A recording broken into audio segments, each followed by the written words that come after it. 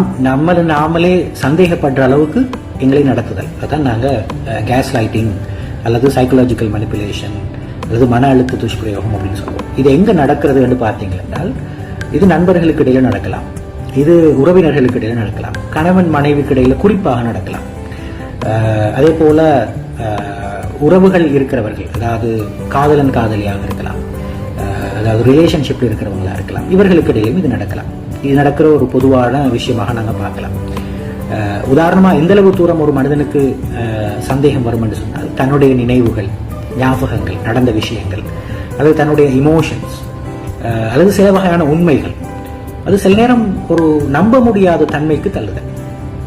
நான் தான் அப்படி நினைக்கிறேனோ, நான் தான் சந்தேகப்பட்டேனோ, அப்படி ஒரு விஷயம் நடக்கலையோ என்று நினைக்கிற அளவுக்கு எங்களுக்கு ஒரு சந்தேகம் வர அளவுக்கு எங்களை உட்படுத்துதல் என்று சொல்லி நாங்கள் சொல்லுவோம். அவங்க சொல்றதை நம்ப வைக்கிறதுக்கு என்ன செய்வாங்க அப்படின்னு சொன்னால், நீ தான் தவறு செய்கிறாய் என்று சொல்ற ஒரு கில்ட்டி ஃபீலிங்கை, ஒரு குற்ற உணர்ச்சியை அவர்கள் எங்களுக்குள் உண்டாக்குவார்கள்.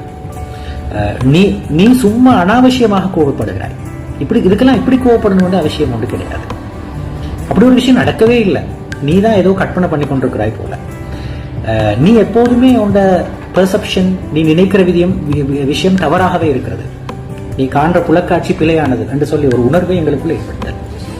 இந்த மாதிரி தொடர்ந்தேர்ச்சியாக எங்களுக்கு சொல்வதன் ஊடாக என்ன நடக்கும் என்று சொன்னால், எங்களுக்கு எங்கள் மேல் இருக்கிற நம்பிக்கை குறைந்து போகும். ரைட்? அது